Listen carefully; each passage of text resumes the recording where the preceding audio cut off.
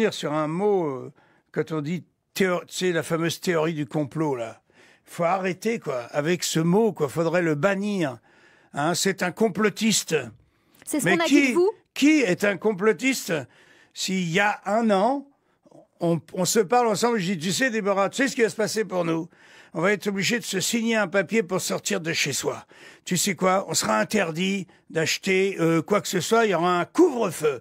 Et on va nous obliger à faire des trucs pour une maladie qui, en fait, tue entre 0,3 et 0,5% de ceux qui sont infectés. Eh bien, on va t'infliger une torture telle que tous les petits commerçants, tous les bars, toutes les brasseries vont mourir de faim.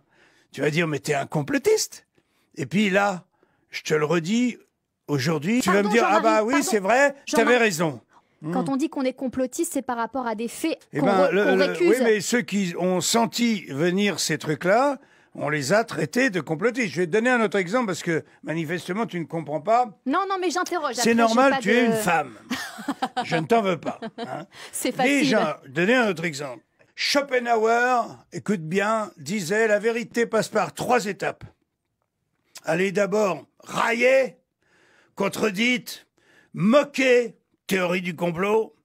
La deuxième, allez carrément attaquer jusqu'à la mort, s'il le faut. Et la troisième étape, c'est qu'elle est finalement admise comme ayant été toujours une évidence. Voilà le chemin de la vérité. Simplement, par exemple, quand je parle, si je suis un conspirationniste, quand je dis que nos gouvernants ont fait tout et leur contraire, quand les scientifiques, à chaque fois je fais un petit geste, nous disent « il ne faut pas porter de masque, c'est dangereux ». Et quand 3 semaines après, ils nous disent « il faut porter un masque, c'est obligatoire ». Qu'est-ce qu'on peut penser? Est-ce qu'il y a quelque chose de complotiste là-dedans? Non, mais qui sont paumés. Ils savent peut-être pas, c'est un nouveau paumés, virus, ils obéissent à des contraintes. C'est pas paumé. Parce que paumé, si jamais tous nos scientifiques sont une bande de fous, non, paumés... parce que pas tous les scientifiques ne disaient pas ça. Il y avait pro-masque et disons que contre-masque. Les décideurs, ça te va les décideurs? Mais peut-être que j'en ai rien à branler qu'il y en ait 2 sur 100 millions, mais c'est eux qui décident. Donc je te parle des décideurs.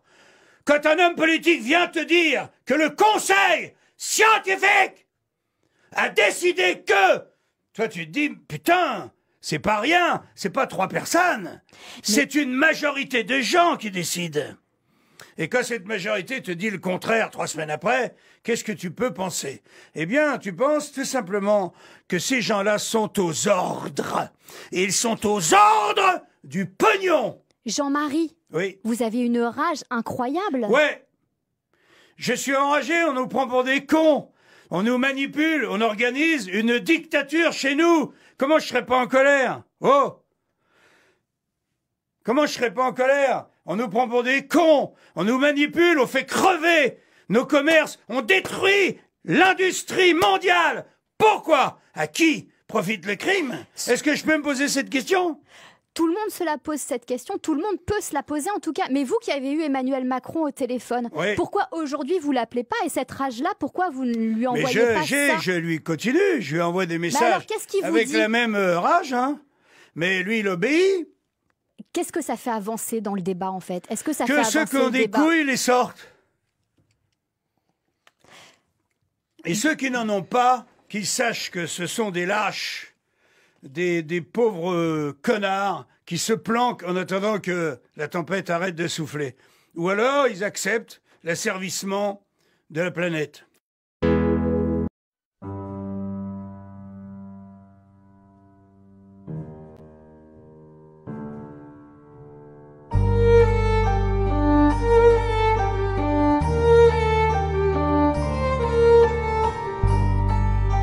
So people assume we are just going back to the good old world which we had, and everything will be normal again in how we are used to normal, in the old fashion. This is, let's say, fiction. It will not happen. The cut which we have now is much too strong in order not to leave traces.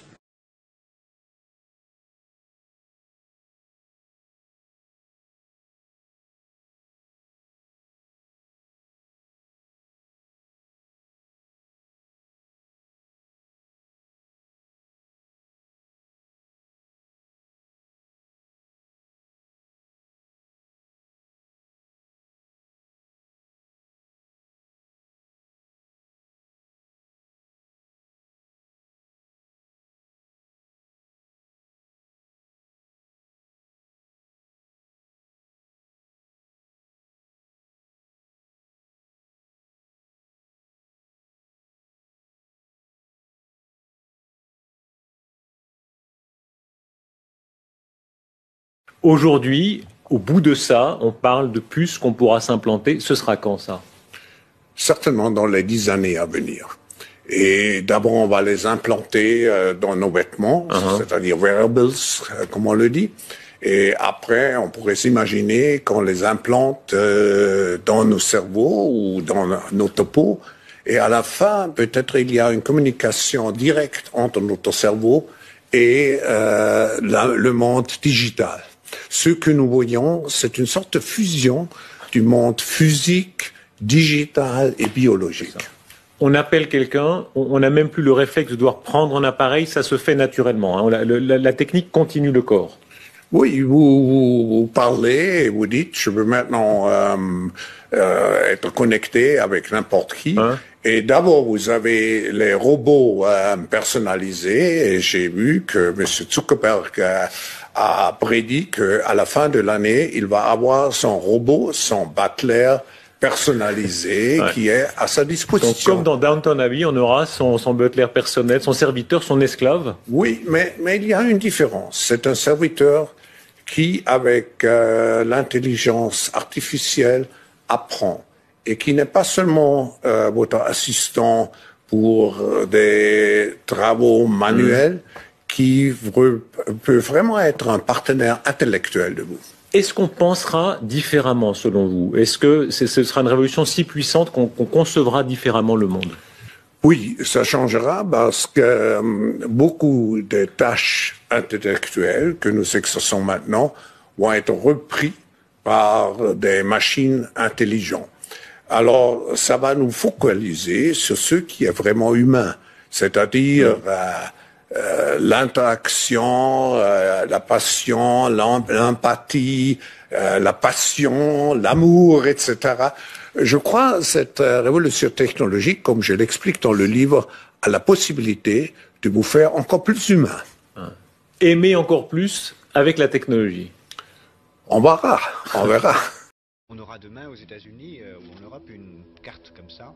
Une carte d'identité de la santé. La nouvelle carte d'identité que chacun aura qui contient l'essentiel de votre histoire médicale, tout ce que vous avez le droit de faire et de ne pas faire, les maladies auxquelles vous êtes prédisposé qui vous permettent de faire certains métiers ou de ne pas les faire, une sorte de machine de normalisation personnelle. Alors, tout cela, Jacques